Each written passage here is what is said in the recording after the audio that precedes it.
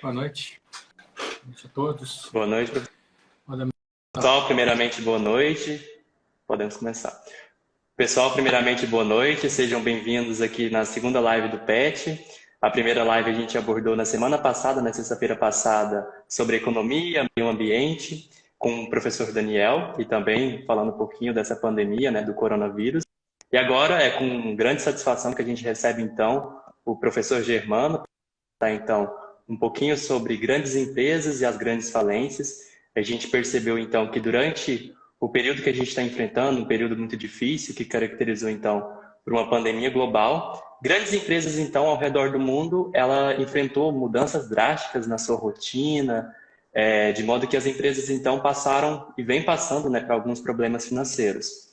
E, então, muitas delas também, né, estão enfrentando grandes falências. Então, tendo em vista esse momento que a gente está vivendo, que a gente então convidou, o PET Economia convidou o professor Germano, juntamente, em parceria, na verdade, com a empresa júnior de Economia e Relações Internacionais, a CPE, a Liga do Mercado Financeiro e também o Diretório Acadêmico Furtado, fazer esse debate, essa roda de conversa, juntamente com o professor Germano, para a gente então estar falando um pouquinho sobre as grandes empresas, as grandes falências, abordar essas novas rotinas das grandes firmas, né? Contextualizar também a atual crise conjuntural que estamos vivendo. Boa noite, Germano.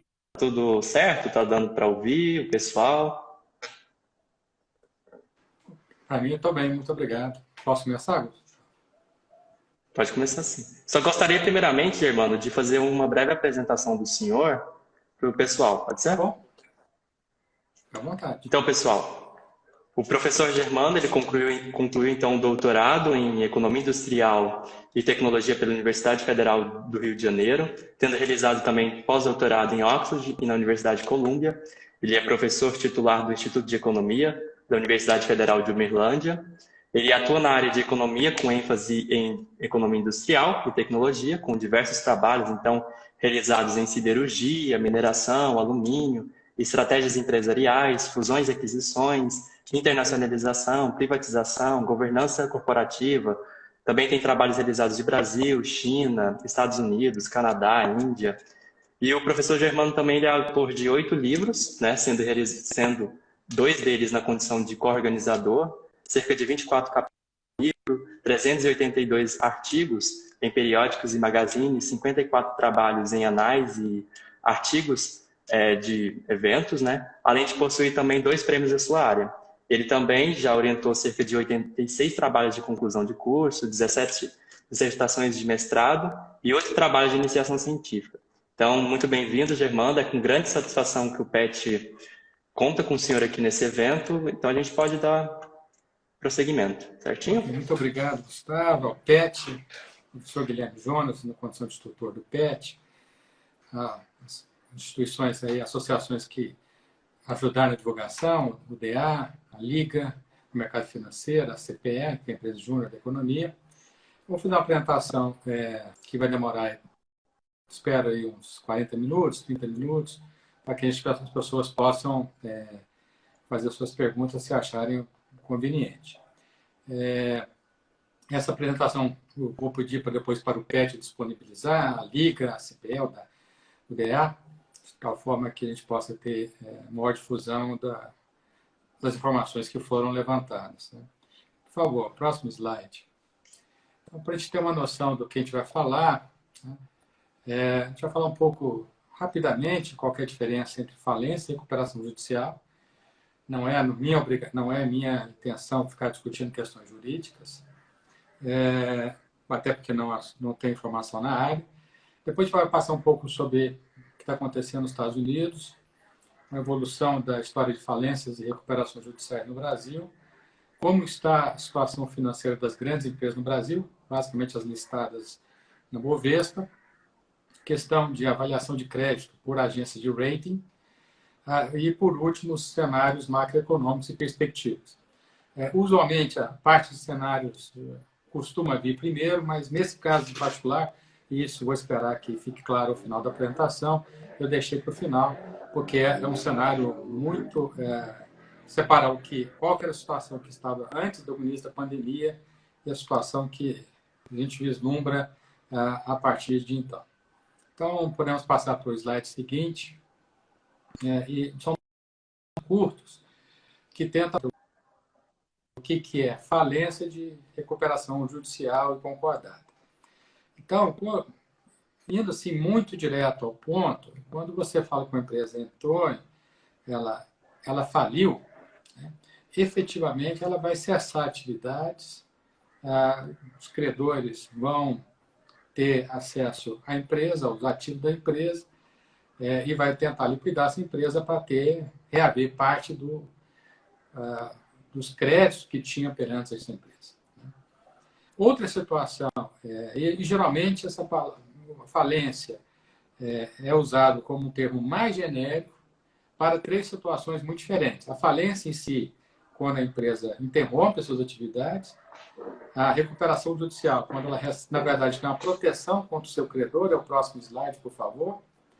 Ou seja, a recuperação judicial, vamos supor que é Germano Limitada pedindo para que um juiz dê tempo para eu reestruturar a minha situação econômico-financeira e ter condições de pagar meus credores e recuperar a empresa. Essa recuperação judicial, ela sucedeu um outro instrumento que já não existe mais, que era concordar, que também visava dar um tempo à empresa para se reestruturar. Na verdade, sob esse nome falência, então nós vamos ter 3 situações muito diferentes. A falência em si, que é a liquidação da empresa. A recuperação judicial é quando a empresa tenta se reerguer. E, na verdade, uma reestruturação financeira, que é a empresa, quando está à beira do abismo, ela consegue renegociar com seus credores sem ter necessidade de chegar à recuperação judicial ou mesmo a falência, que seria o último caso. Então, só para deixar claro que, sobre esse nome falência, nós estamos falando de 3 coisas e vamos passar aqui a abordar dados econômicos a partir de então. Por favor, o próximo slide. Bom, o que está acontecendo nos Estados Unidos? Em particular, estamos tendo várias estruturações, várias empresas que chegaram à beira da falência, ou à beira da recuperação judicial, e já começaram a reestruturar as suas dívidas antes da falência. Eu vou comentar, em particular, um caso, é a primeira citação que está, essa empresa se chama Neumann Marcus, eu vou discuti-la posteriormente, mas por um motivo específico. Uma outra rede chamada TC Penny, que é uma rede de lojas de apartamentos, que tem 846 lojas, e o que mais fica evidente é que é um dado muito importante, é que ela tem 118 anos que ela está em funcionamento, ou seja, passou pela crise, várias crises, inclusive 29, guerras mundiais, e a empresa agora está numa situação de ter que reestruturar sua dívida. No Brasil, ela é um pouco conhecida, em particular, porque ela foi proprietária das lojas Renner até 2005, não conseguiu vender suas ações no mercado do Brasil. A loja Renner é uma queridinha do mercado, e muita gente, em alguma medida, sabe do que eu estou falando. Uma outra varejista, J.Crew, 500 lojas também, com vários problemas operacionais, está em renegociação das suas dívidas com seus credores. E outras 3 empresas, 2 delas mais conhecidas, a Hertz, essa locadora de veículos, que no Brasil operava no Brasil, e hoje, na verdade, faz parte, que vendeu a marca para Localiza, mas uma enorme locadora de veículos nos Estados Unidos. Uma empresa de energia, a Chesapeake Energy, uma empresa de shale gas, indústria de xisto, né? No Brasil talvez seja um pouco conhecida, porque quem assiste basquete americano vai ver aí que é o nome da arena onde joga o Oklahoma City Thunder. E até uma rede de ginástica também já foi embora. Então, grande parte aqui são os casos mais importantes desse ano, são essas 6 empresas. 3 delas são lojas de varejo, e o slide subsequente eu acho que mostra muito claramente isso, né? É uma charge, por favor, próximo slide, é uma charge, espero que o pessoal tenha conseguido enxergar, é uma charge do The Economist, dessa semana, que fala que a pandemia ameaça devastar o setor de varejo que construiu os Estados Unidos. Ou seja, lojas de departamento estão sendo fortemente dizimadas e, evidentemente, o fator que já vinha em crise e com o coronavírus, com necessidade de fechamento de lojas, crescimento exponencial do comércio eletrônico, essas empresas que já não viam muito bem acabam sendo fortemente afetadas. Então, próximo slide, me dá aqui, bom, você vai ouvir que muita gente está falando, olha, há um crescimento muito grande do comércio eletrônico, de fato, há um crescimento do comércio eletrônico muito significativamente. Esse gráfico, ele mostra, resumidamente, que entre 2010 e ao final de 2019, a participação do comércio eletrônico no varejo americano, ele subiu de 6% para 16%. E no primeiro trimestre desse ano, ele saltou para 22%, 23%. Então, você demorou 10 anos para ter crescimento de 10 pontos percentuais e apenas um trimestre você ganhou 6 ou 7 pontos percentuais. É muito dinheiro que está deixando de ser transacionado numa rede comercial presencial, indo para o e-commerce. E, evidentemente, o e-commerce, o fator mais importante é a Amazon. Próximo slide, por favor. O próximo slide mostra quem são as 10 maiores empresas de comércio eletrônico dos Estados Unidos. Esse ano, estimativa desse ano, a Amazon tem 39% do comércio eletrônico dos Estados Unidos. O Walmart, que também é uma rede supermercadista, tem 5,3%. eBay, o pessoal deve conhecer, 4,7%. Apple, é mais que evidente, 3,7%. Home Depot, parece com Leroy Merlin aqui no Brasil, 1,7%. Wayfair é um Leroy Merlin que só vende por e-commerce. Best Buy é uma empresa que vende muita eletrônica. Target, um supermercado. Costco é um Walmart menor. Macy's é uma loja de departamento. Então, não estamos falando aí que empresas, comércio eletrônico dispara esse ano nos Estados Unidos e não por acaso. Todo mundo já deve ter visto informações aí que o proprietário, o maior acionista da Amazon, está ficando cada vez mais rico, enquanto o índice de preço de ações dos Estados Unidos, que é chamado S&P 500, S&P 500 está caindo 9%, o preço das ações da Amazon esse ano subiram 37%. Ou seja, é um efeito bastante forte de crescimento por parte da empresa. Eu vou citar, então, apenas um caso, que é a Neiman Marcus, que é uma empresa que agora, em maio de 2020, teve que reestruturar sua dívida. Ela tem várias... Próximo slide, por favor. Ela tem várias cadeias, na verdade, já tem uma cadeia principal, que é a Neiman Marcus, tem uma empresa de vendas por e-commerce, que é a Mytheresa, e é dona de uma loja que é Bergdorf Goldman, que é a meca do luxo em Nova York. Tem duas lojas gigantescas, uma em frente à outra na Quinta Avenida, na parte mais nobre da Quinta Avenida. Nós não temos nada similar aqui no Brasil, não conheço nada similar no Brasil em termos de luxo. Hoje eu fui dar uma pesquisada para a gente ter um exemplo para citar para vocês, para dar exemplo do que essa empresa vende. E tinha lá alguns blazers, não o terno completo não, é só o blazer, por a bagatela de $8 mil. Então, eu escolhi essa empresa porque usualmente falo, olha, no luxo, efetivamente, essas empresas serão menos afetadas do que o comércio eletrônico, que terão mais condições de sobreviver, porque as margens são maiores, as pessoas na classe AAA, em cima, na crise não afeta tão diretamente essa empresa, mas o fato é que ela teve que renegociar suas dívidas. Então, só para dar exemplo, é a empresa que tem 69 lojas, quase 14 mil empregados.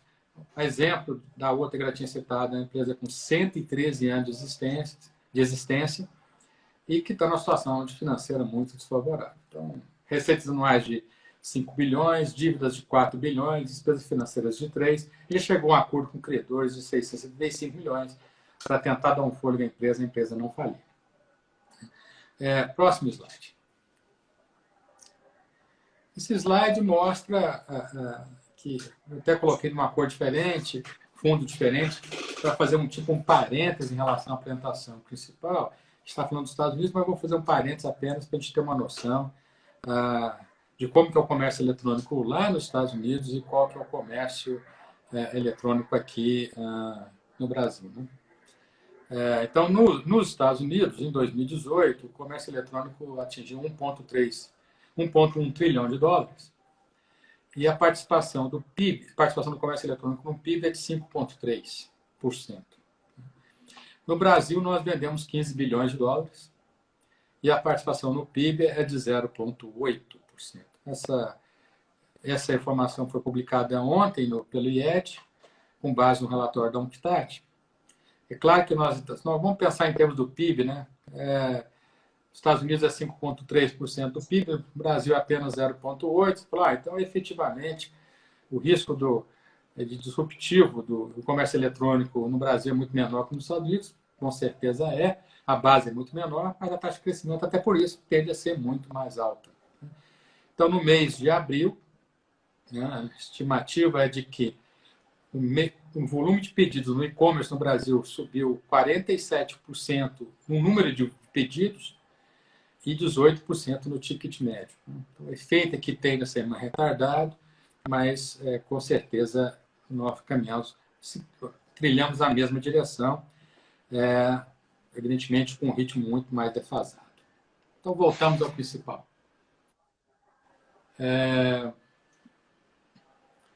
Olha, nós temos aqui que, evidentemente, essa é uma estimativa da própria The Economist, próximo slide, por favor, que mostra como que deve ser, né, a retração dos lucros desse ano, ou a variação dos lucros, melhor dizendo. Então, as empresas que fazem parte do S&P 500, estimativa é que os lucros de 2020 sejam 20% menores do que o ano passado. Mas se você for para consumo discricionário, que está envolvido automóveis, né, e energia, em função da crise do petróleo, você vai ver que, no caso do consumo discricionário, cai 40% e da energia cai mais de 100%. Ou seja, o cara que estava no lucro vai para um prejuízo. Então, é esse contexto que faz com que, não é, evidentemente, eu estava citando basicamente as redes de varejo como exemplo, que está sendo fortemente afetado, mas você vai reparar que tudo que está vamos supor, de comunicações para baixo, nós temos efeitos muito importantes em termos de queda de lucro nas empresas americanas. Próximo slide. Qual a estimativa de empresas que não pagarão as suas dívidas? Que, portanto, vão fazer uma reestruturação antes de fazer recuperação judicial, ou eventualmente vão pedir a recuperação judicial, ou eventualmente vão falir. Né? Nós temos uma estimativa do professor Edward Altman, de que das empresas que têm dívidas ruins, chamadas dívidas especulativas, lá para frente a gente vai discutir um pouco mais de ratings, são aquelas que não são classificadas como ativo, de risco investimento, mas sim risco especulativo.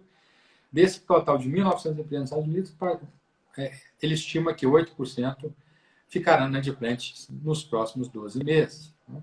E aí, considerando um intervalo de 2 anos, esse índice sairá de 8% para 20%. Outro número que o professor Altman divulgou na Economist é de que, até o final desse ano, nos Estados Unidos, 165 grandes empresas entrarão em falência. Entrarão em falência naquele termo mais genérico que eu falei, não necessariamente uma empresa que vai fechar suas portas. Então, essas grandes empresas são entendidas como aquelas que possuem mais de 100 milhões de dólares de dívida. Então, a estimativa dele é que temos 170 empresas que precisará fazer um acordo com seus credores sob pena de não continuar suas operações. Mudando agora um pouco do ambiente americano para o ambiente que nos interessa mais diretamente, que é a questão aí do número de falências no Brasil. O Bureau de Crédito Serasa Experience divulga uma série de dados gratuitos na internet, da onde eu busquei essas informações. O banco de dados é relativamente extenso, ele vai de janeiro de 91 a fevereiro desse ano, e considerando todo esse período, nós tivemos 347 mil falências requeridas, e dessas foram decretadas 74 mil. Ou seja, alguém for lá, olha, a empresa X não me pagou, eu estou requerendo a falência dela, se ela não me pagar não me pagar, eu quero liquidar a empresa. E desse total, então, de 347 mil empresas, 347 mil falências requeridas, decretadas foram 74 mil. Considerando o regime antigo, o chamado concordatas e recuperações judiciais, nós tivemos 22 mil no passado, 22 mil considerando o banco de dados como um todo, e 78% delas foram deferidas. Né? Fui lá pedir um tempo para eu me recuperar e consegui 78% desses pedidos foram aceitos na Justiça. Então, só para dar esses números iniciais, né? Não vamos discriminar, detalhar mais os números em sequência. Por favor, o próximo slide. Espero que esteja claro. O que está em azul escuro é o número de falências requeridas, e o que está em vermelho é o número de falências decretadas.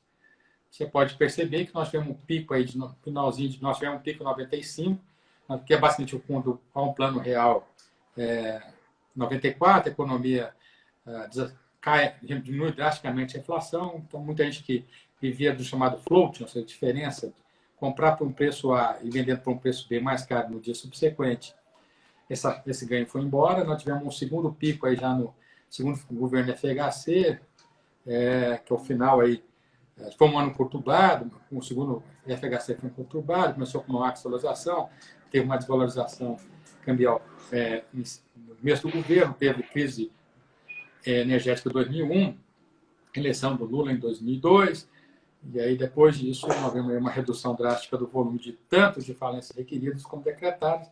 Então, para a gente ter uma noção aí do que aconteceu no período mais recente, 2010, 2019, em geral nós temos 1.700 falências requeridas e 800 falências decretadas. Próximo, por favor. O próximo é mostrar o que aconteceu com recuperações judiciais e concordatas, tanto o que é azul, que foi o que foi requerido, o que foi em vermelho deferido. Você vai ver que o número, a tendência é muito similar, a diferença é muito pequena. Olhando aí o período que vai de 2010 a 2019, nós temos 1.100 requeridas e 900 deferidas. Eu estou falando, resumidamente, no Brasil entre falências se a gente voltar a considerar falências e recuperações judiciais, nós estamos falando de 3 mil por ano. Tá? E até agora, evidentemente, isso vou voltar lá quais são as perspectivas para esse ano, em função da Covid. Próximo. Acho que é bom a gente pensar aí que esses dados podem ser trabalhados pelo porte da empresa. Pequena e média empresa é até 4 milhões, pelo Serasa, média é de 4 a 50 milhões de faturamento no ano e grande acima de 50 milhões no ano. Então, considerando o período que os dados estão aí a partir agora de 2005 a 2019, você vai ver que o grande alvo de falência são as pequenas empresas, pela própria condição menor capacidade de sobrevivência. Então, taxa de conversão delas, ou seja, você pega o número de falências decretadas, né, em relação a ser requerida, chega a 50% para as pequenas e médias empresas. Para médias, chega a apenas 25% e para as grandes, apenas 12%. Portanto, claramente, quem é o alvo principal do mecanismo de falência acaba sendo as pequenas empresas, mais que, evidentemente, quem tem importância econômica, porque vai carregar muitas outras empresas, são as grandes. Próximo, por favor. É o mesmo informação aqui, agora olhando só para recuperações judiciais. Então, você vai ver que as grandes, nesse período 2005 a 2019, pediram 12 mil pedidos de recuperações judiciais e conseguiram o plano, 11 mil planos foram aprovados, então a taxa de conversão é de 90%, para a média ela é 88% e para as pequenas 75%. Aqui, lá a situação no slide anterior era o contrário, né? Ou seja, quanto maior o tamanho da empresa, mais ela consegue evitar a falência. Aqui quanto maior o tamanho da empresa, mais o seu plano de reestruturação e para recuperação judicial ele é aprovado. Próximo, por favor. O que nós temos esse ano? Não temos até agora nada esse ano assim, relevante. Grandes recuperações importantes que precederam a pandemia são Oi, que é a empresa de telefonia que está tentando vender parte dos ativos, a empresa que pediu recuperação judicial em 2016, até hoje com problemas.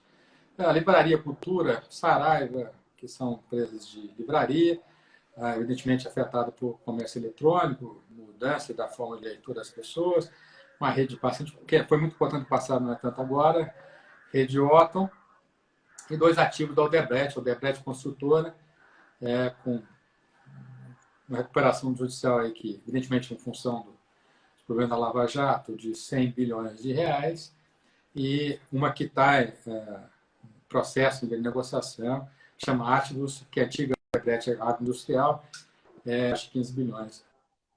Na faixa de 15 bilhões de dívida.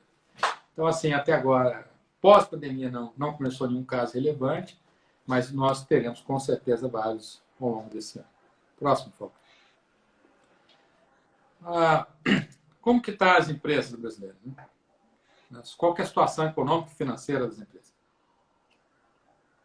A sugestão do PET para abordar as grandes empresas, a gente tem a vantagem que você tem disponibilidade de informações, em particular aquelas que estão em bolsa.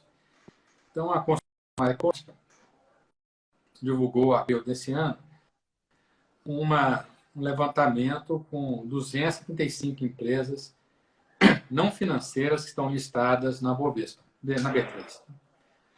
E a gente vai ver que dessas 275 empresas não financeiras que excluem a Petrobras, que é uma empresa muito grande, que vê a Azaria, a amostra, nós temos em dezembro de 2019, teríamos uma dívida total de 1 trilhão de reais, dívida líquida de 650, no caixa, com ativos de fácil transformação, rápida disponibilidade, 344, e uma dívida de curto prazo, que vence até 12 meses, de 164. Então, o que importa, nesse momento, mais do que a lucratividade, o que importa é se a empresa tem caixa para dar conta de ficar tempo sem faturar. Então, olhando esses dois, evidentemente, quando você compara caixa com a dívida de curto prazo, e no próximo slide isso ficou até mais evidente, próximo, por favor, você vê que, em geral, no caixa, esse 210%, 210 quer dizer que 210 tem, em geral, as empresas têm 2 vezes que ela tem dívida de curto prazo, ela tem no caixa ou disponibilidade. Assim, a situação não é desesperadora, está longe de ser, pelo menos em dezembro do ano passado não era desesperadora. Quando eu olhasse a dívida bruta, patrimônio líquido, que são as 2 primeiras colunas, também o endividamento também não é altíssimo. Na verdade, em dívida de curto prazo, na dívida total, é apenas 10%.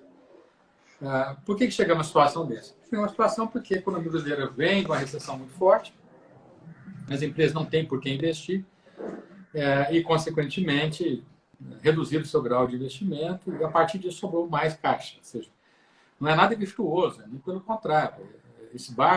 Essa caixa existente, em grande medida, o fato de que não é muito atrativo fazer investimentos produtivos no país diante de uma recessão tão profunda como nós vivemos, especialmente no DIMA 2. Então, os dados, a vantagem dos dados econométricos é de que ela discrimina por setor, ela discrimina por 29 setores, é o que a gente vai ver em seguida no primeiro. E para não poluir muito as minhas informações, colocar 29 setores em apenas um slide, eu dividi as informações em 3 slides, que são o próximo, a gente pode passar. Quem tem muito caixa? Próximo. Quem tem muito caixa? A administração de empreendimentos tem 889%, ou seja, para cada R$1 de dívida, o cara tem 9 de caixa. Vai quebrar? Não, não vai. É impossível quebrar. Imobiliária, 600%. Química, 548. Então, quem está aqui, evidentemente, tem os setores mais afetados aqui, que é entretenimento e depois hotel, restaurante. Pelo menos as empresas listadas têm um caixa bastante confortável. O próximo slide aqui está no meio da tabela. Aqui o que está marcado de vermelho é a amostra. Então, aqueles 10 setores iniciais, e mais 5 setores aí, diria que estão bastante confortáveis. Abaixo dos 210, a situação é boa, mas não é tão generosa assim. E o próximo slide, por favor, o próximo slide mostra, Gustavo. O próximo slide mostra aqueles que têm menos caixa. Então, se você pegar abaixo ali, minerais não metálicos só tem 114, agro e pesca 112, particular construção, que vai ser devastada nessa pandemia, só tem 110, situação já é mais complicada. Gás e água e energia elétrica é menos problemática, porque é o setor que é muito resiliente à crise. Né? Mas, de qualquer forma, isso te dá uma noção de onde que poderão vir maior susceptibilidade às crises financeiras das empresas, ou seja, em termos setoriais, quem é mais exposto, quem tem mais endividamento. O fato é que nós estamos no final da temporada de balanços. Né? A Economática soltou os dados em abril, referente aos balanços de dezembro de 2019. Nem todas as empresas listadas no OVS reportaram seus resultados no primeiro trimestre. Geralmente, quem reportou já são em torno de 80% das empresas reportaram resultado. Janeiro e fevereiro bons, e evidentemente março já começou ruim. Então, ontem, instalando no valor econômico, a informação que uma estimativa do McKinsey, uma consultoria bastante famosa, considerando disponibilidade de caixa de 261 empresas do Bovespa. Né? Quer dizer, elite do Brasil, né? Elite empresarial brasileira. Como que é a situação? 1 em cada 8 tem caixa para 3 meses. Então, eu estou falando aí que é uma parcela muito não desprezível, tende a enfrentar a situação de uma forma muito desfavorável. 29% é um endividamento que a consultoria considera pouco saudável. A proporção entre a dívida líquida e o indicador que chama LAGID, EBITDA em inglês, que é lucro antes de juro, imposto de prestação e amortização, está acima de 3 vezes. 29% é um pouco endividado, 26% está com essa proporção entre 2 e 3, a situação não é boa, mas já é um sinal amarelo. E, por último, 15% tem alto endividamento e com valor de mercado na bolsa inferior ao que tem valor contábil, o valor que tem nos seus ativos na contabilidade. Então, resumidamente, o que é o quadro aqui? É gravíssima a situação de 1/8 das empresas brasileiras, né? Listadas em bolsa. Estou falando de grandes empresas listadas com capacidade financeira muito superior à média das empresas brasileiras. Próximo slide. Esse slide... Próximo, por favor. Mais um, por favor. Esse slide está ilegível. Não, volta tempo aqui. Esse slide está ilegível. Falta um, Gustavo. É basicamente uma escala de ratings, né? Basicamente, você tem 3 grandes empresas de ratings no mundo: Fitch, Moody's e S&P. E aí, se o crédito é muito bom, é o AAA. Né? Se você já é um crédito especulativo, geralmente vai de BB até B-. E se você está em C e D, provavelmente você não vai pagar. O risco de não pagamento é muito alto. Eu não vou em detalhes sobre qual a classificação, porque facilmente pode conferir. Podemos ir para o outro. E o que aconteceu com os ratings, né, no mundo? Esse é um gráfico difícil de visualização, mas é um gráfico que mostra que, resumidamente, o setor automotivo, né, esse ano, teve mais de 80% de algum tipo de avaliação negativa por parte das agências. Pode ser um downgrade, ou seja, uma redução do rating de uma vez, de um nível, pode ser de vários níveis, pode ser que o crédito pode ser alterado no futuro, ou a perspectiva também pode ser alterada. Então, isso aqui, quem foi afetado? Quer dizer, o que te interessa basicamente quando você olhar automotivo, mídia, bens de capital, transporte, varejo, energia, são setores que foram mais afetados no mundo com mudança da perspectiva de rating. Não necessariamente a nota em si para mudar, pode ser só a perspectiva, mas são setores que já têm uma diferença aí de... o grau de que os setores são afetados são diferentes, é basicamente o gráfico que lhe permite mostrar isso. Os dados são muito recentes, vão até 8 de maio, o último dado que eu consegui. Próximo, por favor. O próximo gráfico talvez seja mais interessante que o do setor, né? É quando foi mudado. Você vai reparar, de novo, está pegando mudança de o mais escuro, né? O rosa intermediário, o segundo mais escuro, é o que realmente foi mudado. Os outros são mais mudanças de perspectiva. Mas vamos pegar aí o total dessas mudanças, você vai ver que o ápice dos ratings foi a semana do 20 e 27 de março. Ou seja, foi quando quando pelo menos a S&P percebeu que a crise era mais dura do que ela imaginava. A cá vem mudando, né? Mas, de certa forma, o ápice foi lá atrás, ou seja, foi quando se reconheceu que a crise seria muito severa. O próximo slide mostra o ápice de um índice chamado VIX, que é o índice do medo, tá? Que é sugerido para todo mundo aí, todo mundo que gosta de economia, mercado financeiro deve acompanhar diariamente, assim eu faço. Você vai ver que se a gente tivesse dados, aqui são dados diários, se a gente tivesse dados semanais, teria uma boa colagem um sobre o outro. Tá? Com a diferença que o VIX, na verdade, foi na segunda semana de março, ou seja, o mercado financeiro precedeu, como sempre, as agências de rating em relação a avaliar qual que é o risco. Né?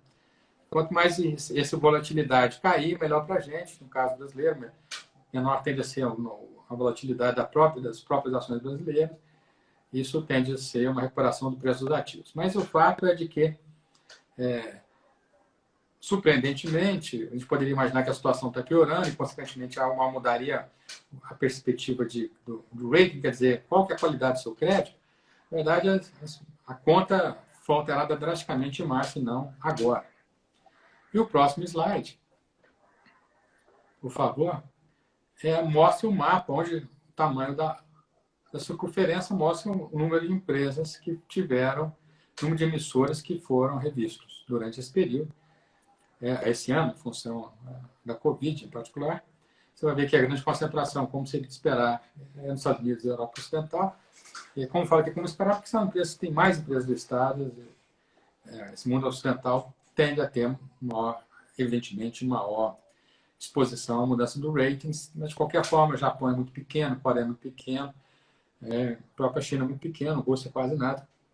Ou seja, em termos da qualidade do crédito, quem afetou mais foi os países dos Estados Unidos do Atlântico, Estados Unidos e Europa. Próximo, por favor. Para a gente aqui, né, você pode dividir o rating de uma forma muito simplificada em rede soberana, ou seja, a classificação da dívida do Tesouro Nacional, do governo federal. Até agora, Fitch manteve o rating e mudou a perspectiva de estado negativa. Moody's manteve o rating e também manteve a perspectiva. A S&P refirmou o rating, mas mudou a perspectiva. Então, em geral, as agências não mudaram muitos resultados. Talvez os dois casos mais importantes. Esse risco soberano é o risco do governo, e aí você tem um risco corporativo, que são os riscos das empresas. Eu peguei os exemplos mais evidentes. Embraer, Moody's baixou um nível e a Azul baixou 2 níveis. Né? O CCC ali é uma perspectiva de grande insolvência, e isso vai ficar mais claro no próximo slide, por favor. Então, o que aconteceu com os resultados da Azul nesse primeiro trimestre? É o pior dos mundos. Avião parado, 90% dos aviões ou mais, 90% no chão. Há uma desvalorização cambial drástica no Brasil. E eu vou somar o terceiro elemento, que é essa perdas de hedge. As companhias aéreas fazem hedges de contrato de petróleo.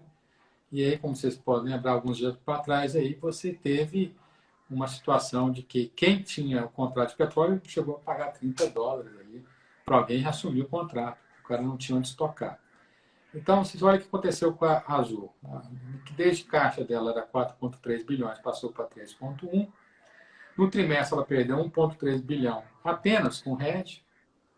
Patrimônio líquido, que já era negativo de 3,5 bilhões, passou para 9,7 bilhões. Ou seja, era negativo, ficou super negativo. E apesar de ela ter suspendido o pagamento dos leasings, arrendamentos, desde março desse ano, e ter assinado um contrato com obtenção de recursos da BNDES, um sindicato de bancos de 2 bilhões, o fato concreto é de que ela perde de 3 a 4 milhões de caixa por dia. Então, cada dia no outro dia se acordou, ela tem menos 3 a 4 milhões de caixa. Esse é o exemplo mais evidente, mas provavelmente essa empresa, assim como como Gol e como Latam, não vai entrar em concordata, porque efetivamente vai ter um plano de socorro governamental, que está acontecendo não só no Brasil, mas em todos os países do mundo. Caminhando para o final, qual que é o nosso cenário? O cenário macro, geralmente, começa pelo cenário macro, fui mais heterodoxo hoje e coloquei no final para a gente pensar a gente deu uma olhada mais ou menos como que era a situação das empresas no final do ano, e agora podemos olhar quais são as perspectivas daqui para frente. O que está em azul nesse gráfico é a mediana da estimativa da variação do PIB no Brasil em 2020 pelo Boletim Focus do Banco Central, que deve ser de conhecimento geral. Toda segunda-feira sai com a estimativa, sai no Jornal Nacional, tudo fala, a perspectiva agora é de queda de 5%. Então, você vai ver que ela foi piorando gradativamente. Mas a linha que está alaranjada em cima é quem que é o cara mais otimista da amostra. Tem 100, 120 consultorias e bancos que participam desse levantamento semanal do Banco Central. E o que está de vermelho é o mais pessimista da amostra. Germano, tem algumas pessoas mandando algumas perguntas, o senhor mandando uma pergunta, o senhor responde no final? Até que hora que nós temos? Até às 8? Isso, é porque 1 hora de live a gente interrompe, mas a gente pode começar outro, se o senhor desejar para mais perguntas. Eu estou perto do final, vamos deixar para responder no final. Ok. Então, vamos ter 8, vamos trabalhar com a hipótese que é 5%. Cada semana é pior, mas vamos trabalhar que ela seja 5%. Eu, particularmente, acho que está mais para 6 e 7. Mas, próximo slide, talvez, do ponto de vista de solvência financeira, o que nos interessa é como isso vai se distribuir ao longo do tempo. Né? Essa aqui é a estimativa que o Itaú BBA fez para o trimestre. Ele acredita que o PIB caia 4,5% esse ano. Né? Ele cai 4,5% esse ano, mas ele não vai cair os 4,5% de forma linear. Então, a estimativa do BBA, do Itaú BBA, é que no segundo trimestre desse ano, o PIB caia 12% em relação ao segundo trimestre de 2019. Eu não estou comparando trimestre a trimestre, estou comparando o segundo trimestre desse ano com o segundo trimestre do ano anterior. Né? Então, aí no terceiro trimestre, você estaria na faixa de uns 3,5% inferior ao terceiro trimestre do ano passado. No último trimestre, você estaria 3,5% inferior ao último trimestre do ano passado, ou seja, o período crítico será, evidentemente, o segundo tri. Você pode olhar que lá no segundo trimestre de 2021, você vai, nossa, o crescimento é quase 12%. Na verdade, é porque eu estou estarei comparando o segundo trimestre de 2021 com o segundo trimestre, que é o desastre de 2020. Então, evidentemente, da onde nós podemos esperar as grandes falências ou recuperações judiciais é a partir do terceiro trimestre. Ou seja, usei o tal BBA apenas porque é discriminado de forma trimestral. Já vi de outros bancos com valores diferentes, mas basicamente quase todos têm uma lógica. Há praticamente um consenso de que a crise é mais concentrada no segundo tri. Podemos ir para frente, então. O próximo, por favor. Aqui esse gráfico mostra uma estimativa feita pelo grupo de Indústria e Competitividade do Instituto de Economia da UFRJ, que é a minha segunda casa, que faz uma estimativa discriminada por setor. Então, no cenário base, que é o que eu estou mostrando aqui no gráfico, o PIB para eles cai em 6,1% esse ano. Que está mais, que eu praticamente estou mais com esse cenário do que o Itaú BBA. Mas a vantagem desse levantamento, ou dessa estimativa da UFRJ, é de que ela é discriminada por setor. E nós vamos ver que a indústria de transformação, que é onde tem têxtil, automotivo, petroquímica, etc., tende a cair 11,3%, ou seja, PIB cai 6% e a indústria de transformação cai 11,3%. Por que isso é relevante? Porque o efeito de encadeamento da indústria é muito maior do que outras atividades. Então, quando eu levar a indústria, eu vou levar muitos outros setores juntos. Na nota de rodapé está no outro cenário otimista deles, se cai um PIB de 3%, a indústria de transformação cai 5,8%. Próximo, por favor. Esse é o cenário pessimista. O PIB cai 10,5%, é extremo, está ali perto da minha valor mais pessimista do relatório da Focus, e a indústria cai 18%. Então, não muda muito a intensidade, que a posição dos setores não varia muito em relação aos dois cenários, mas, evidentemente, a intensidade varia. Hoje, está no valor uma matéria do IBRE, Instituto Brasileiro de Economia, da Fundação Getúlio Vargas, com valores diferentes. Eu acho que os valores não são... prefiro da FJ, porque aqui a indústria está segmentada. Indústria de transformação, indústria extrativa, construção, utilidades públicas. Utilidades públicas é água, energia, são setores que são menos afetados. Então, como lá no estudo da GV, a indústria está como um todo, aqui eu acho que é melhor que ela está mais desagregada, porque a gente consegue ver a indústria de transformação de uma forma mais apurada. Próximo, por favor. A última parte da apresentação, quais são as perspectivas? As perspectivas, eu vou citar aqui uma reportagem que saiu essa semana no Valor Econômico, que eu acho que tem uma situação bem fácil de entender. A quarentena represa pedidos de solvência. Por quê? Porque o judiciário está trabalhando de forma diferente, o cartório está trabalhando de forma diferente, a situação é muito grave, todo mundo tentando, de certa forma, não ser muito duro na cobrança, porque também sabe que não vai resolver. Então, de certa forma, a avaliação do economista-chefe do Serasa é de que os baixos índices de pedido de falência e recuperação judicial que nós tivemos até agora, em grande medida está sendo represado pela própria quarentena. Próximo.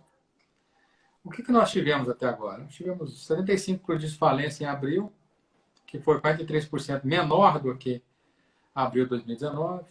Pedido de recuperação judicial, a retração foi de 3%. E eu achei que uma advogada, que eu não conheço, Vitória Vilela, descreveu a situação de uma forma muito boa. Quando tem um tsunami, né, antes do tsunami, o mar dá uma recuada drasticamente para vir um tsunami.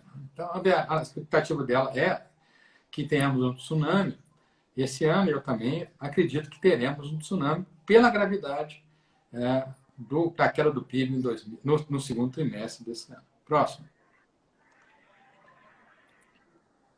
Nós temos um projeto de lei que está em regime de urgência na Câmara, que fala, olha, das vencidas a partir de 20 de março, teriam 60 dias de moratória automática. Ou seja, se você tinha 20 de março, vai poder pagar em 20 de maio, automaticamente, sem poder penalizar, né, o credor.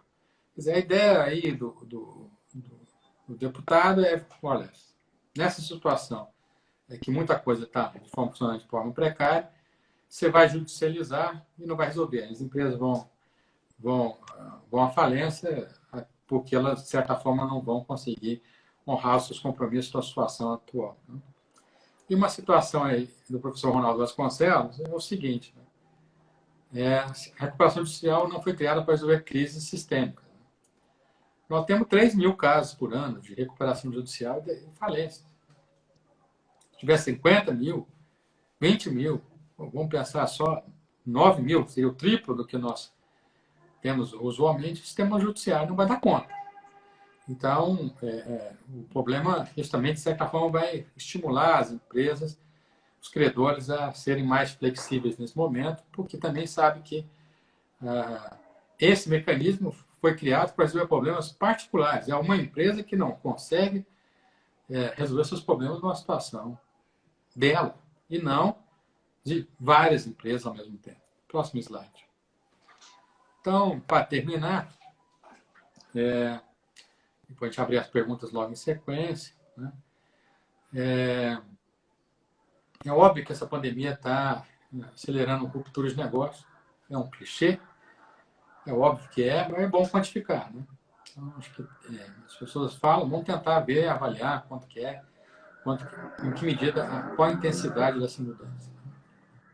A situação da solvência das grandes empresas brasileiras listadas em bolsa, eu diria que era até confortável em 2019. Mas 12,5% dessa elite empresarial brasileira já vai ter um fôlego financeiro relativamente curto, né, de um trimestre, e nós vamos ter um trimestre desastroso, que é esse segundo tri de 2020. Né. Quando você começar a ler lá, que o pessoal vai fazer suas estimativas aí de queda do PIB nacional do que brasileiro no ano 2020, pense que se o PIB está caindo 5, a indústria vai estar caindo 9. Usando as estimativas da FRJ, no melhor cenário, a indústria de transformação tem 80% a mais de queda do que o nível agregado. Isso tem um efeito desastroso na economia, porque tem um efeito encadeamento bastante rigoroso. Então, atividades essenciais são atividades industriais, muito menos do que outras que foram recentemente consideradas pelo governo federal. E aí, para terminar, eu vou reproduzir a frase aí da professora, que diz que é muito provável que estejamos vivenciando uma calmaria que precede o tsunami de falência de RJ no país. Então, o cenário é dramático, como seria de esperar. Então, nós estamos falando de grandes empresas que têm acesso a crédito, têm acesso a apoio político. A situação, se for descendo para a média, a situação, evidentemente, é muito pior. Se for descendo para as pequenas, nem se fala. Hoje está uma matéria no valor, capa do valor, que o empréstimo que o governo quer fazer para dar para as empresas pagarem as suas folhas de pagamento com taxas bastante convidativas, de 40 bilhões, menos de 2 bilhões foram utilizados, ou seja, se nós estamos falando aqui da gravidade das grandes empresas, que as grandes empresas sofrerão esse ano, podemos imaginar o quão pior é a situação das médias e ainda muito mais dramática a situação das pequenas empresas. Com isso, o próximo slide, por favor. Eu queria agradecer ao pessoal que está assistindo, e aí espero que a Liga, a CPE, da CEF e, evidentemente, o PET disponibilize a apresentação para vocês. Quem não conseguir, por favor, pode mandar um e-mail. Quem me conhece sabe que eu tento responder e-mails com uma certa velocidade. Então, era mais ou menos isso que eu tinha preparado. Espero que vocês tenham gostado da informação. Quero agradecer novamente o PET pela sugestão, pelo convite, pela sugestão do tema. Era isso que eu tinha para começar minhas considerações iniciais antes das perguntas. E acho que vou voltar a palavra para o Gustavo. Muito obrigado, Gustavo. Obrigado, Germano, pelas exposições. Muitas pessoas estão aplaudindo o senhor aqui, mandando parabéns. Começar as perguntas. Certinho, Germano? Beleza. Germano, a gente teve uma pergunta no comecinho da apresentação sobre qual que é a disponibilidade de caixa das siderúrgicas nesse momento. Siderúrgica lá, estão no grupo de siderúrgica e metalurgia. Está na faixa ali, tem que colar aqui, mas está no terceiro nível lá, deve estar em torno de 170% do caixa que tem. Está com siderurgia e metalurgia completa juntos, né? 160%. De qualquer forma, não é uma situação relativamente confortável. Os resultados, até agora, olhando o ratings, né, que eu tenho acompanhado especificamente do setor, nós não tivemos nenhuma mudança significativa dos ratings também. Aqui o Gustavo também está perguntando quais são os setores menos afetados pela crise, que o senhor acha?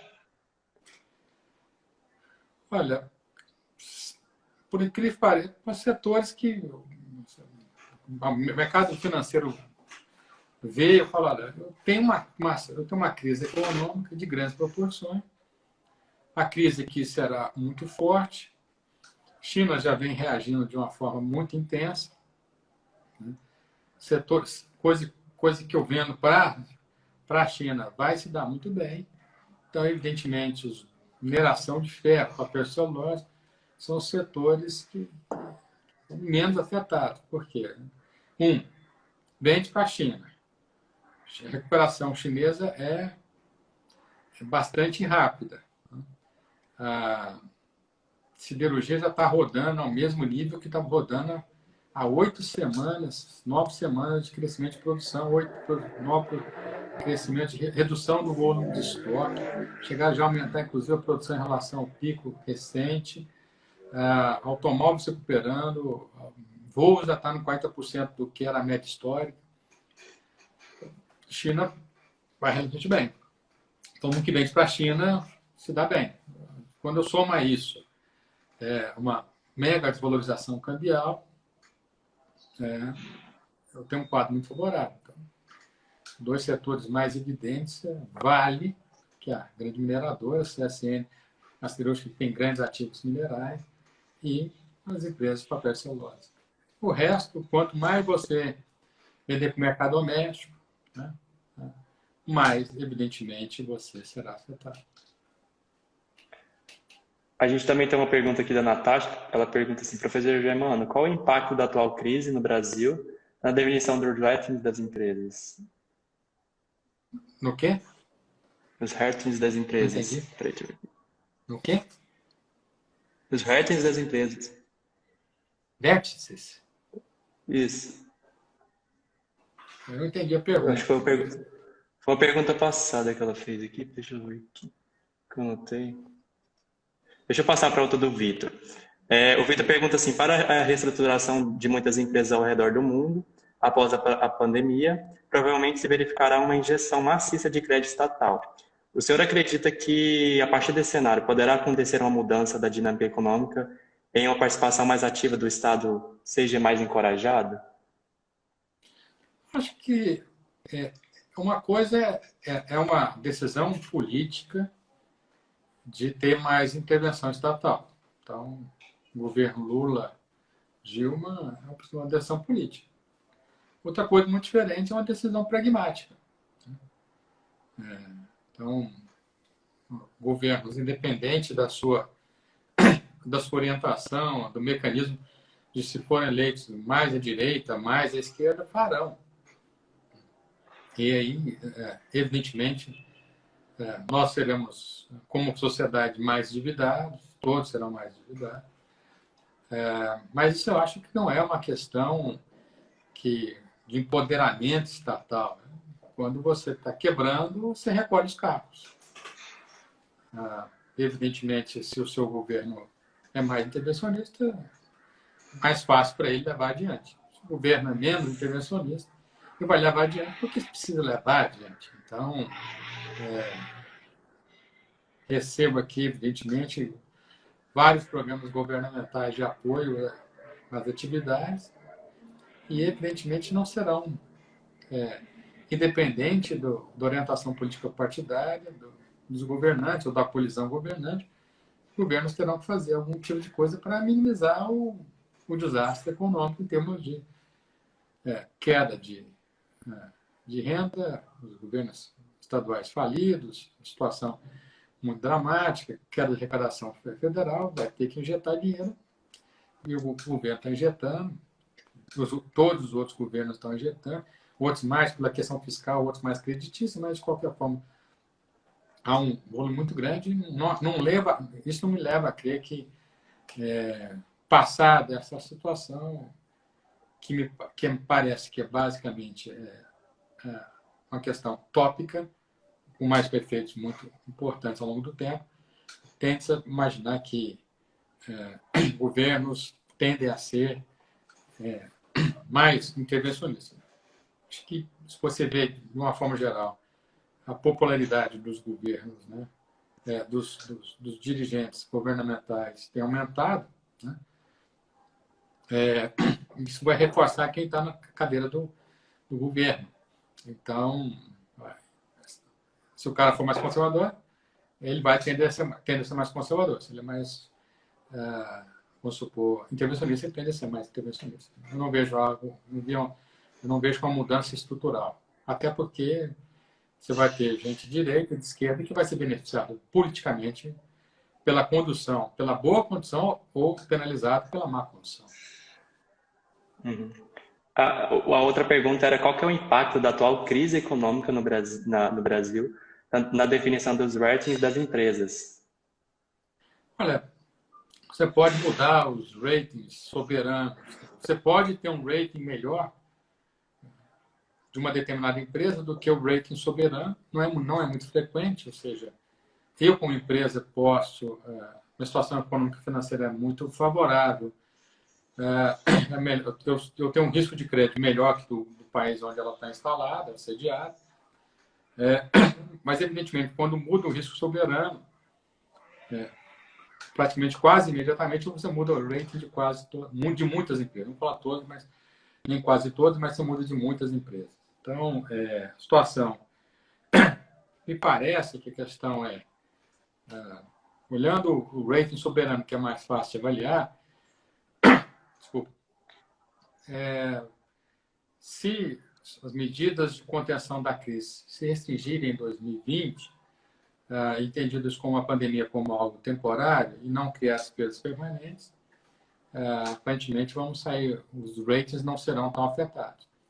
Mas, evidentemente, se a crise perdurar, se o isolamento ficar muito mais tempo em quarentena, evidentemente todos os ratings, ou a grande maioria desses ratings, tendem a ser impactados de forma negativa. Então, de certa forma, eu percebo claramente que esse assunto vai, evidentemente, se torna mais importante.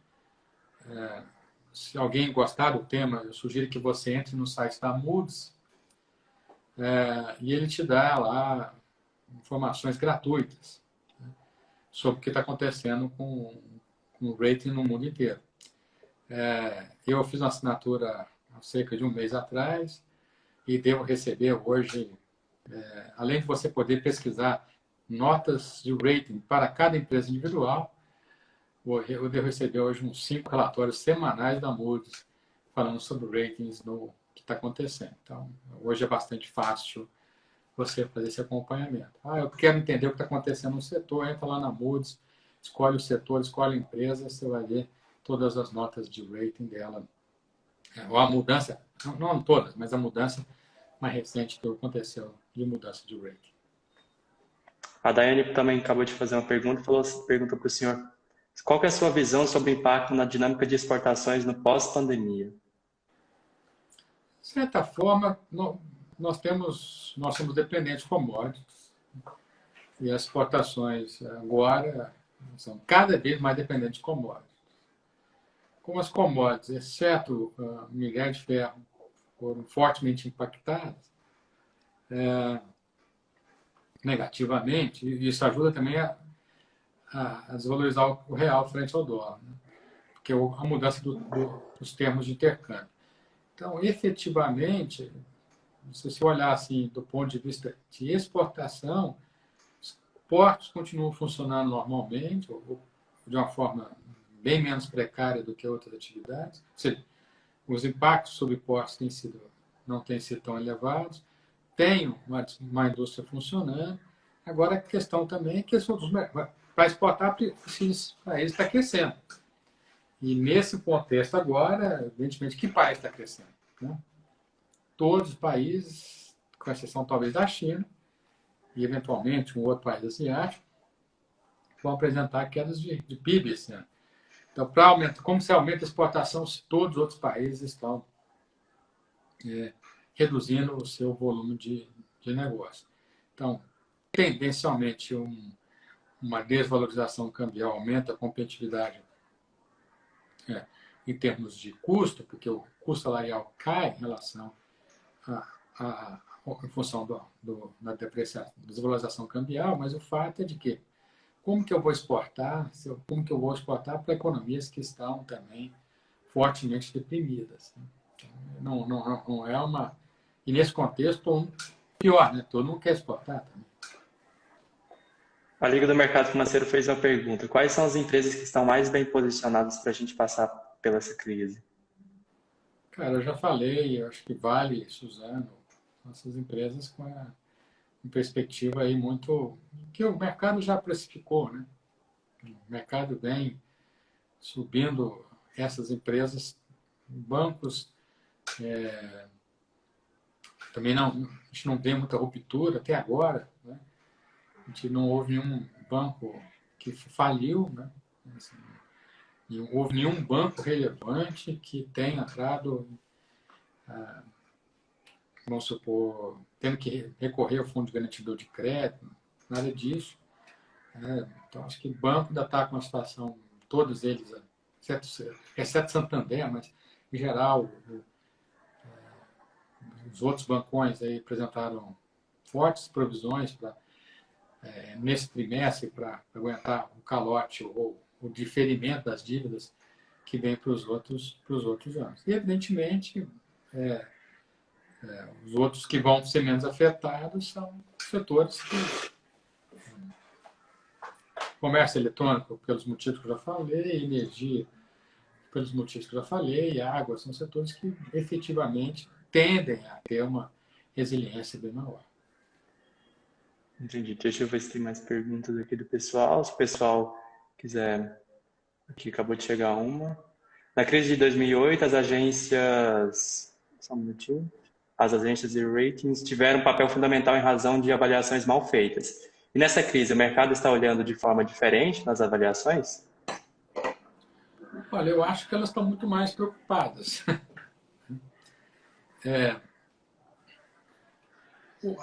Existiu mas é uma diferença muito diferente. É uma crise muito diferente de 2008. Né? A crise de 2008 é uma crise de bolha econômica, uma bolha financeira. Então, em última instância, eu estava refinanciando uma dívida que, para quem não tinha a menor condições de honrar com tal crédito. Então, se eu chegar lá e falar que você tem um rating bom, eu estou, de certa forma, sancionando que a sua crítica, que os seus créditos eram valiosos, e não eram. Né? Agora é diferente. Né? Agora é uma situação de que, aparentemente, você imagina, né? Um vírus, tá? Que se propaga a partir de uma cidade chinesa e que praticamente atinge toda a população, a todos os países do mundo, no intervalo de 4 meses. Talvez, quem poderia imaginar que com um grau de letalidade relativamente alto, né? Então, é claro que nessa situação tudo vale menos. Então, assim, o seu imóvel, eu tenho um imóvel, ele vale menos. Eu tenho uma empresa, ela vale menos, exceto se for uma empresa química, né, por razões óbvias. Então, em geral, tudo vale menos. Então, uma empresa de rating, em grande parte, vai ter que avaliar como que esse processo de renegociação da dívida que vai acontecer entre credores e devedores. Quer dizer, se ela errar hoje, a crítica ao erro é muito menor do que era em 2008. Em 2008, você teve que fazer vista grossa, né, em relação à questão de dívidas que não poderiam ser evidentemente honradas, mecanismos de usar pirâmide, que é uma empresa tem que ter controle de um, que tem que ter controle da outra, para ter dívida. Então, assim, era muito mais fácil detectar os problemas lá atrás do que essa crise que é todo mundo acordar e, num espaço tão curto de tempo, falar que as regras de funcionamento da economia, as regras de convivência têm que ser alteradas, afetando todos os setores, ainda que de forma diferente num curto espaço de tempo. Então, acho que não. Os erros hoje são menos graves do que foram em 2008. Eventuais erros hoje. Gustavo agora fez uma outra pergunta. Qual que é o impacto mais direto dos cortes na taxa Selic para o mercado nesse momento? Qual que é o impacto do quê? Qual que são o impacto mais direto dos cortes da taxa Selic para o mercado nesse momento? Olha, a Selic já caiu demais, né? Eu acho que é fundamental que ela caia. Se nós fizéssemos uma pesquisa no ano passado e imaginássemos que uma Selic estaria com taxa de juros reais negativa esse ano, e se alguém falasse isso, provavelmente o cara seria internado. Está bebendo muito. Uma Selic de 3 é uma inflação de 3, né? Uma inflação de 2,5, 3,5. Faz diferença, né? O fato é que a taxa de juros real no Brasil caiu. Ela pode cair mais a 0,75, como o Banco Central sinalizou, pode ser meio, pode ser 0,25, fato que ela não terá muito impacto no curto prazo, né? Porque as empresas, né, em grande medida, elas não têm por que fazer investimentos. Agora, ela tem um impacto fiscal bastante relevante. A dívida pública tem um tempo médio de duração relativamente baixo no Brasil. Então, quando eu estou caindo no Selic, eu estou reduzindo dívida de pagamento de juros, né? E num ambiente que você precisa usar dinheiro público para, evidentemente, por questões humanitárias e saúde, isso eu acho que é muito bem-vindo. Com relação à perspectiva de retomada, um juro baixo ajuda, mas não precisar não precisar de algum tempo as empresas já acomodarem o excesso de ociosidade que já tem hoje, já existia mesmo antes da pandemia, para depois voltar a pensar em crescimento, fazer investimentos mais vigorosos. Mas para esses investimentos mais vigorosos, o que importa não é muito a taxa Selic, mas sim as taxas de médio prazo, que são taxas de 5 anos. E o lado ruim dessa crise é que, cada vez que o governo está baixando a Selic, a chamada curva de juros está empinando. Então, as dívidas, o juro de médio e longo prazo está aumentando mais em relação ao começo da curva, que é de curto prazo. Então, não é à toa que o Banco Central veio pedir autorização do governo, do Congresso, para poder comprar títulos de médio e longo prazo para ver se dá uma achatada na curva de juros. Então, indo mais direto ao ponto, ou seja, A Selic já está num patamar muito baixo. Se cai para mais a 35, ótimo. Mas, efetivamente, os ganhos acho que são mais fiscais do que, efetivamente, de estímulo ao negócio, porque quem está estimulado a fazer o que hoje?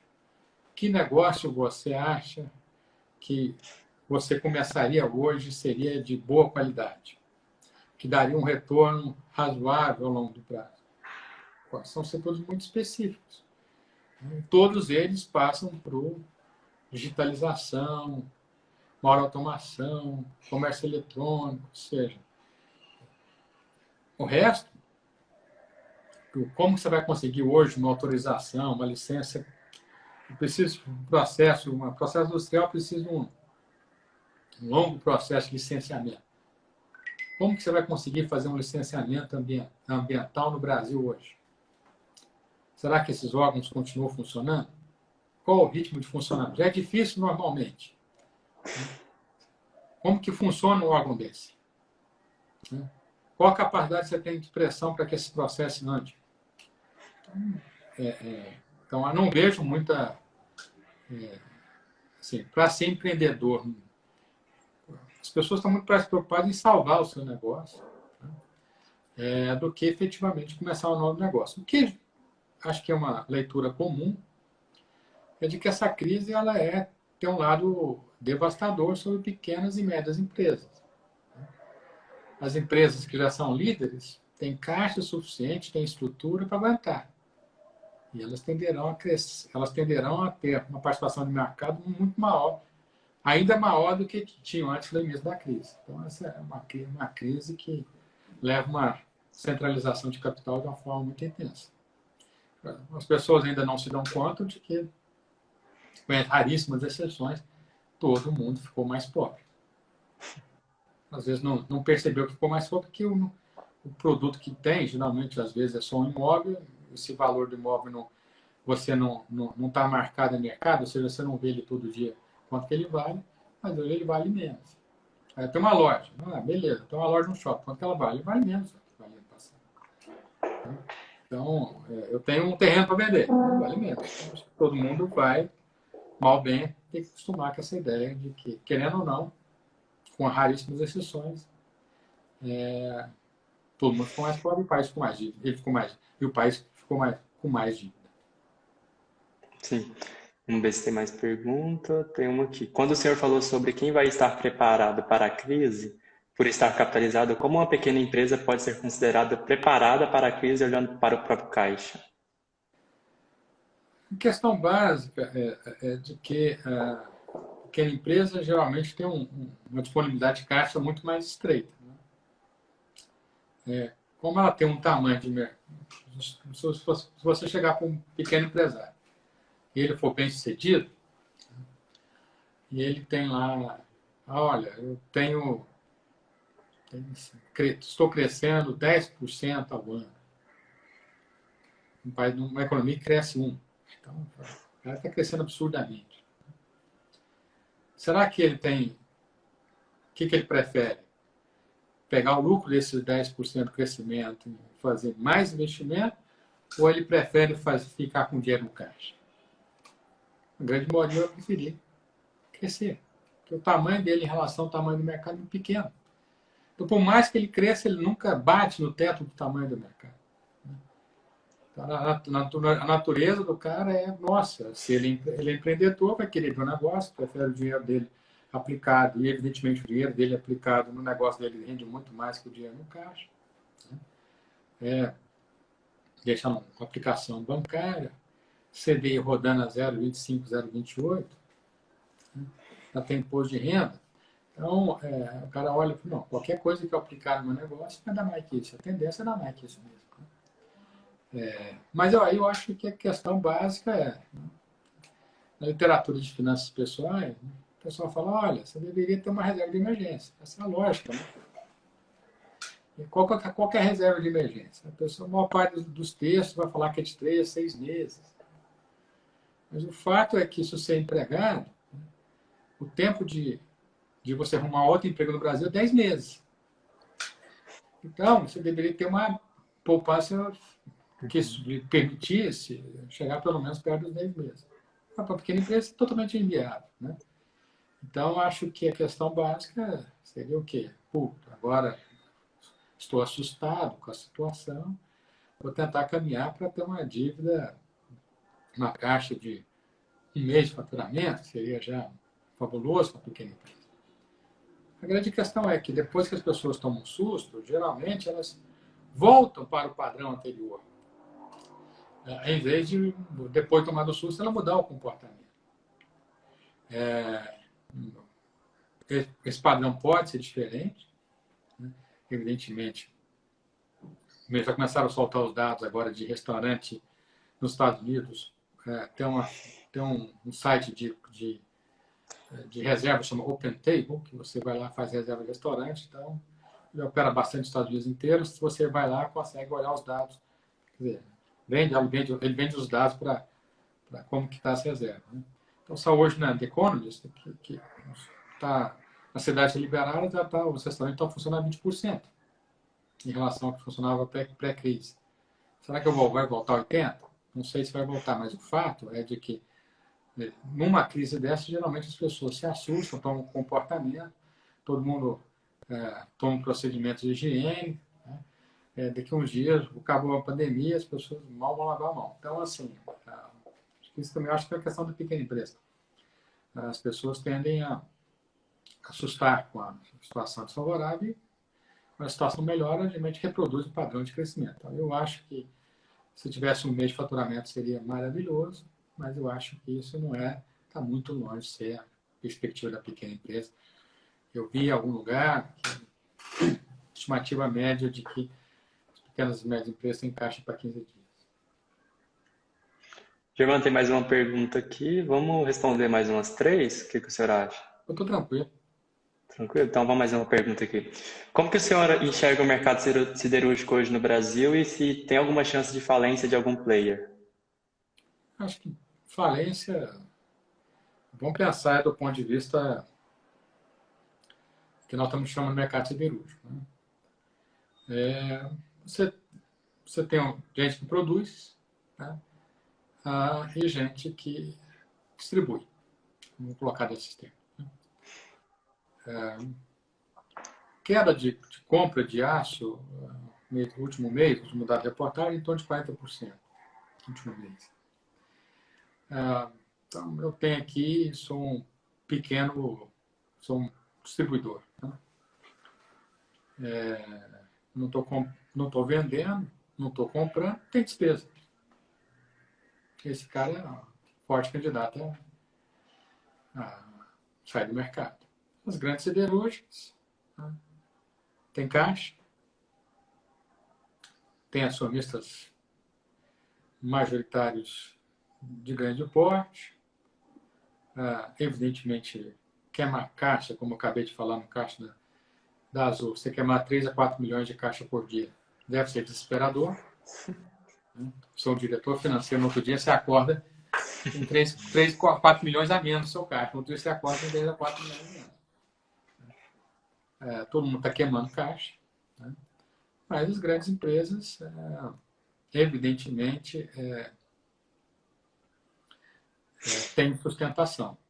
Estou falando de grandes siderúrgicas, efetivamente você tem um número de empresas, o número de players é pequeno, e é pequeno em qualquer parte do mundo, mas algo específico, a escala é muito grande. Então, assim, de certa forma, eu acompanho os ratings das siderúrgicas no mundo, e 2 siderúrgicas estão em situação houve mudança de rating mais recente, 2 estão na situação muito mais desfavorável, estão lá nas classificações C, né? Uma chama United States Steel, já foi a maior siderúrgica do mundo, o cara montado lá em 1901 pelo Carnegie e pelo JP Morgan, está com C, né? E recentemente a Algoma Steel, que é uma siderúrgica pequena no Canadá, que também é fundada em 1901 ou 1911, ela está no sétimo estrutura patrimonial diferente, ou seja, desde quando ela foi fundada, ela já faliu várias vezes, já entrou em concordata, não faliu, entra em concordata, muda o seu proprietário, continua funcionando, entra em concordata, está na sétima estrutura patrimonial dela, também foi para C. Até agora no Brasil eu não vi esse movimento. Então eu acompanho Germano, diariamente os ratings das FIPs pelo mundo inteiro. a gente tem mais uma pergunta aqui. Se a gente pode considerar um grande aumento de fusões e aquisições nesse período de crise? Olha, tendência negativa, né, no curto prazo. Geralmente nós tivemos aí muitos processos de fusão e aquisição no Brasil. Eu estudei esse processo durante 4 anos na minha vida, fiquei dedicada a escrever sobre esse processo. Né? Mas o fato é que geralmente você tem, no caso brasileiro, você teve muita compra de empresa nacional por empresa estrangeira. Quem vai querer comprar? Quem pode comprar? Então, assim, aí eu peguei, eu estou falando isso que eu estudei 4 anos. Isso, eu tinha bolsa de produtividade CNPq, que era de fusões e aquisições, então tinha banco de dados de fusões e aquisições, trabalhamos aí com a equipe boa, né? Eu tinha 4 assistentes para lidar só com esse banco de dados. Geralmente há um desequilíbrio, né? A economia brasileira é bastante volátil, e aí, quando havia desequilíbrio, só a empresa brasileira fraquejava, o estrangeiro comprava. Agora, quem tem disponibilidade de caixa? Tem 2 vertentes aí no mercado, né? Que eu acho que é predominante, cash is king, né? Ter dinheiro é o que você precisa. E tem outra versão, que é mais comum no mercado, tem mais expoentes no mercado financeiro, cash is trash, né? Ter dinheiro é um lixo, porque os governos vão emitir mais moeda e tal. Mas o fato é de que, olhando o mundo corporativo, como você justifica para o seu acionista que numa crise dessa, você vai pegar o seu dinheiro e comprar um ativo? Quem quer comprar um ativo hoje? As pessoas estão fazendo um movimento chamado flight quality, ou seja, indo para um ativo mais basicão, que é a letra do tesouro norte-americano. Se olhar o movimento de saída de estrangeiro da Bolsa Brasileira, todo mundo está indo para onde? Está indo para os Estados Unidos. Seja porque lá tem a perspectiva de crescimento do PIB maior, mas está colocando dinheiro, muitas vezes, com taxa de juros negativo. Melhor ficar lá do que arriscar. Então, nesse momento de crise, muita gente pode falir, quase falir e ser um alvo fácil para ser comprado. Mas se eu tenho dinheiro, eu vou falar para o meu acionista, eu vou colocar em risco o meu dinheiro agora? Aparentemente, eu prefiro ficar com dinheiro. Né? Essa é uma reportagem essa semana sobre fusão e aquisição no valor, eu não li sobre o movimento, só vi os headlines, uma manchete me parece que era de redução. Chuta aí que tem de ser de redução, porque é uma questão de preservação. Você está afundando, né? As empresas vão lutar para não afundar. E aí, se você já está com a cabeça fora d'água, você vai pegar um cara que está lá, está com o pé, já está com tudo dentro d'água, você vai correr o risco de naufragar com ele para tentar aproveitar a oportunidade. Eu não sei se isso é o mais factível, quer dizer, não acho que existe racionalidade, né? Eu acho que nós estamos caminhando para ter um pouco mais de tranquilidade. Quando eu mostrei aquele índice lá, o VIX, nós estamos caminhando para ter mais tranquilidade. Agora, o cenário era assustador, a gente não sabia o que aconteceria. Agora a gente sabe que ele é assustador, mas sabe o tamanho, está começando a perceber o tamanho do prejuízo. Ali em março a gente estava assustado, nem sabendo do tamanho do que nos esperava atrás da porta. Agora já sabemos o tamanho do dragão que nos espera, né? Mas eu não vejo muito perspectiva. Não vi ainda. A tendência é, se eu estou no processo de compra de uma empresa, e eu acho que ela vale menos hoje que valia antes, a tendência é pedir menos. Né? Estou comprando por 100, só sei pagar 60. Né? Seria eu pagar 80. Então, acho que as pessoas têm... Né? Se você olhar o que aconteceu no mercado financeiro brasileiro, muita gente, em que pese você ter mais gente na bolsa, a pulverização da bolsa aumentar, muita gente chegou mesmo investidor de grande parte, chegou a cogitar voltar para a poupança. Então, você leva 30% de queda do Ibovespa, somado mais 30% de valorização. Então, pulverização, moeda forte, você está queimando seu capital. Então, acho que as pessoas vão... Em primeiro lugar, não é hora de ter heróis agora, né? É hora de garantir a sobrevivência. É por isso que a solvência da empresa é tão importante. Porque, imagino eu que se fosse diretor financeiro da empresa, não sai dinheiro para nada. Né? Os grandes magazines, né? Inclusive, tipo lojas Renner, que tem uma situação econômica financeira muito boa, não resolveu pagar alguns aluguéis para negociar a redução. Então, falando isso que não é nenhum inside information, informação pública. Né?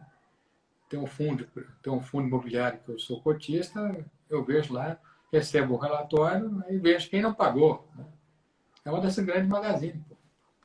Então, o cara tem condição de pagar? Claro que tem condição de pagar. Se não quer pagar, vai negociar, vai pedir dilação. Você vê os shoppings, tendo que dar a dilação dos aluguéis, que não está faturando, e quando começar a faturar, vai ter uma briga de quanto vai pagar isso. Eu acho que não é eu não tem muito alvo fácil, mas tem uma frase atribuída ao Stuhlberger, que é o principal gestor de multimercado do Brasil, uma empresa, uma asset management chamada Verde, bastante conhecida, falou que no Brasil, no fundo do poço, ainda pode ter um alçapão. Você corre risco de a situação piorar mais ainda. Então, vamos preservar a carne. Né? É o que está fazendo. As pessoas, acho que, em grande medida, estão reduzindo drasticamente o seu volume de compras, vão adiar. Né? Quem quiser ter uma noção do perfil do consumidor, aí, do que ele está comprando ou não está comprando. Então, lá no site da McKinsey Internacional, tem uma pesquisa lá de consumidor no Brasil, de vários países. Se o cara não achar e quiser, pode pedir que eu mando para o cara e te fala o que do ponto de vista do consumidor, o que ele está comprando, o que ele não está comprando. E, evidentemente, o volume toda hora que você faz a pesquisa, o cara sempre acha que toda hora o cara fala que a crise, quando eu faço uma segunda pesquisa, a situação é pior do que a primeira. Então, quem tinha dívida, evidentemente, está numa situação muito desfavorável. Germano, tem uma outra pergunta aqui do Gustavo. Ele pergunta: como se tem comportado o mercado de consultoria nesse momento frente às empresas com pouco caixa, mas com grandes problemas? Vai variar muito, né?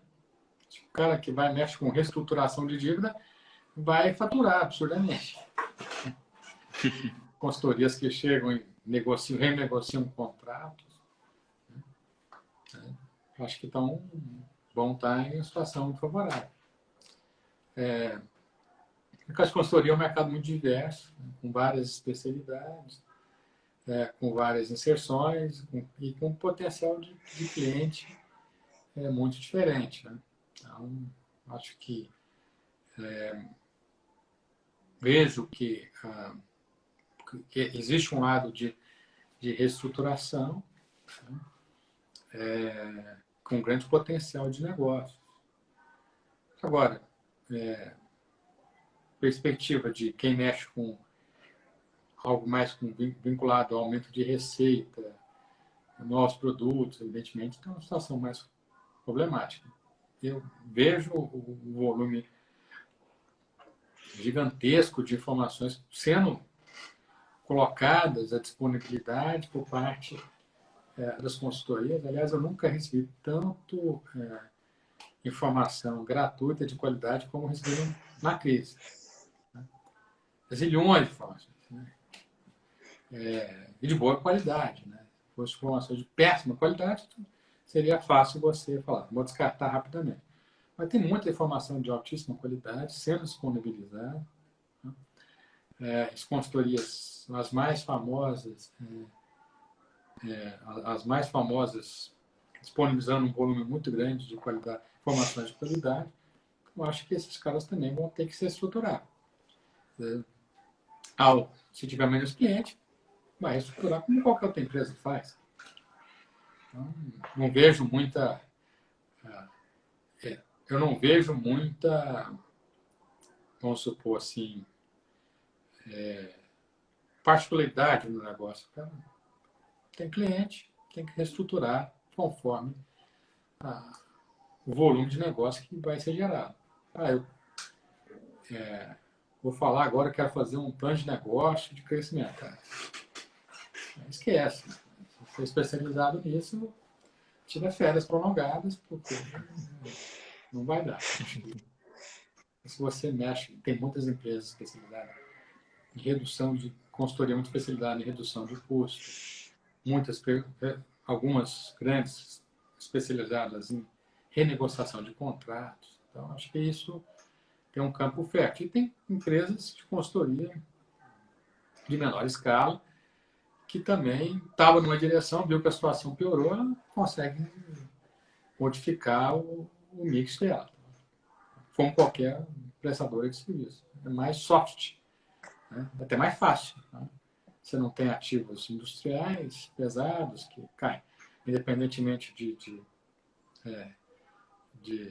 estar faturando ou não, você tem que carregar. Nós chamamos aí de economia de sunk costs, os custos enraizados, você não tem. Você tem, mas são muito menos intensos que na indústria, transformação. Então, acho que tem soluções para todo mundo aí. Evidentemente, guardada a frase que eu falei, não ficar mais pobre.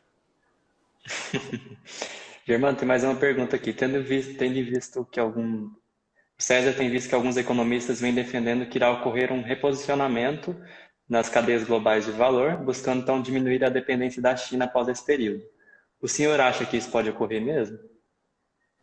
Bom, acho que sim, mas isso tem custo, né?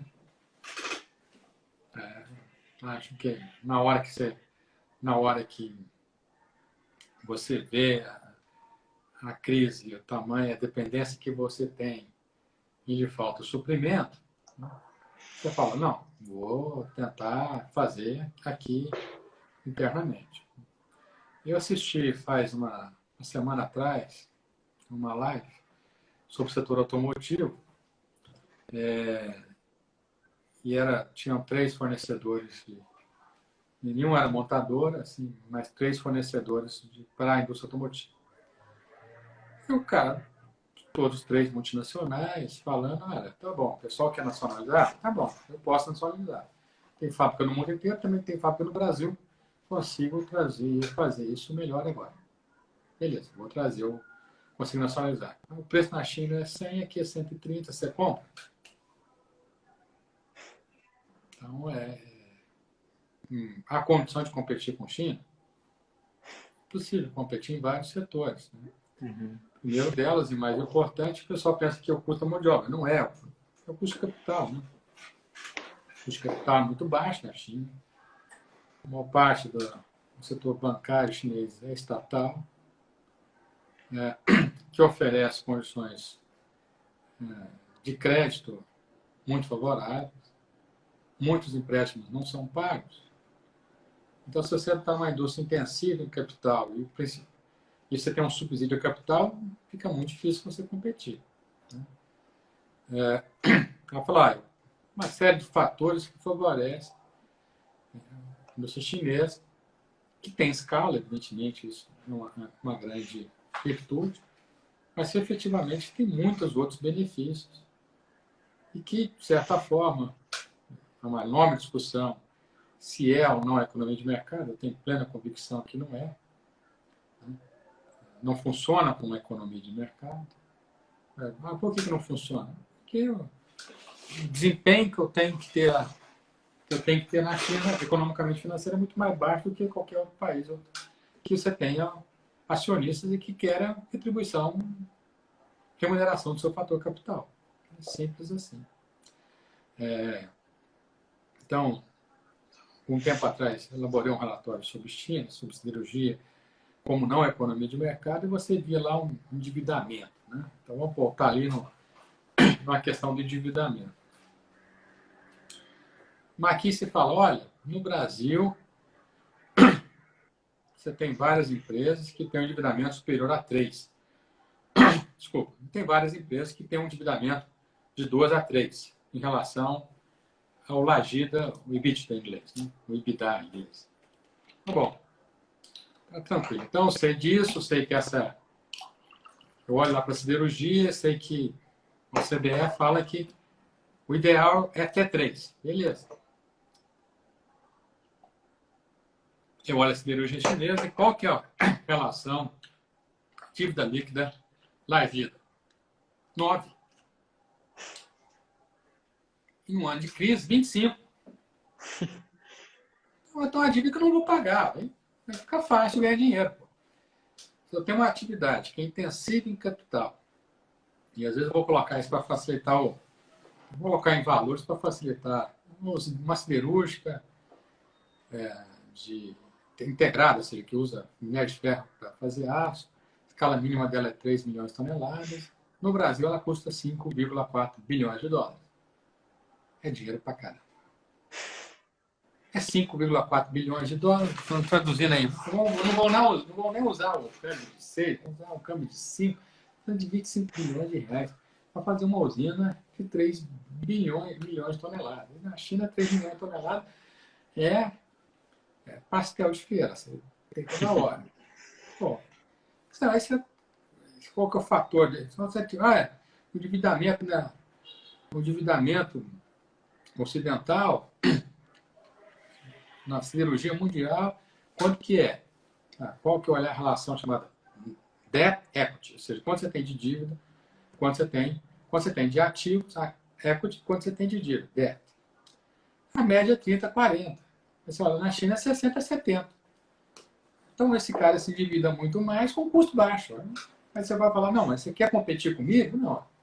Como que eu vou competir com você se numa atividade que é intensiva em capital, você é muito mais endividado que eu e paga uma taxa, e pode se endividar e não quebra. Aí você fala, não, eu sou, mas o Partido Comunista não determina tudo na economia chinesa. Não determina tudo, mas com essa vantagem de custo de capital, meu senhor. Então, assim, uma coisa é ser economia, não economia de mercado, outra coisa é o regime político. São duas coisas muito diferentes. É claro que o segundo influencia diretamente o primeiro, mas não há condições de competir. Então, voltando à questão, vai nacionalizar? Não, acho que vai nacionalizar. Setores que você pensa, o custo de dependência, ficar dependente é caro e isso não pesa muito no meu custo total. Puta, eu vou trocar. Mas pensar a mudança da cadeia global de valor, eu acho que é natural que você queira se reaproximar, é natural que a indústria 4.0 ajuda muito a reaproximar cliente de onde está o mais próximo produtor em relação ao consumidor, isso é fato, mas falar, olha, a partir de hoje não vai produzir muita coisa na China e nem no Vietnã ou nos países ao redor da China para produzir nos países, vamos supor, de renda alta, eu acho muito difícil. Existe uma série de produtos que podem fazer isso, mas acho que falar, olha, vamos conseguir eliminar a China e países asiáticos que têm custos salariais muito baixos e condições de crescimento muito favoráveis, eu acho muito difícil. Germano, tem uma última pergunta aqui final. Ele faz a pergunta assim: o senhor acredita que pequenas empresas que atendem grandes empresas tendem a estar mais protegidas ou independentes? Não entendi, desculpa. O senhor acredita que pequenas empresas que atendem grandes empresas tendem a estar mais protegidas ou independentes? Ou independente, na verdade. Cara, eu acho que a tendência é estar mais protegida, né? Agora, é uma questão, o problemático é o grau de pulverização da venda. Então, vamos supor que eu sou uma empresa X qualquer e atendo 40 grandes clientes. Ótimo. Eu sou uma empresa Y qualquer e atendo 2 grandes clientes. Péssimo. Então, assim, tem que pensar não só se eu atendo grandes ou pequenos, mas se eu tenho que pensar também qual o grau de pulverização e dependência que eu tenho. Eu sou facilmente substituível e vendo para poucos clientes, um deles vai mal, eu vou junto. Eu sou difícil de substituído, né? E vendo para muitos grandes clientes, um vai mal, faz parte do negócio. Agora, é claro que uma grande empresa é um transatlântico, né? Você vai na direção. Mudar a direção é muito mais problemática do que mexer numa empresa pequena, que você vai ter muito mais facilidade de fazer ajustes se tem condições de fazer. Mas é claro que o caixa conta, né? E como o caixa faz muita diferença, quem vende para grande tende a estar mais protegido, limitado ao fato da concentração, da pulverização da sua carteira de clientes. Germano, eu acho que a gente não tem mais nenhuma pergunta Eu aqui. agradeço a paciência aí. Então, o PET Economia agradece muito o senhor pela disponibilidade, tanto o PET como a CPE, a Liga do Mercado Financeiro, o DA. E muito obrigado, senhor, pela explanação das palavras, das perguntas. Então, a gente vai encerrar aqui. Uma ótima noite para todos, né? Pode distribuir a apresentação aí, por favor. Tá bom. A gente vai Obrigado. encaminhar para o Obrigado pessoal. a todos. Obrigadão, Germano.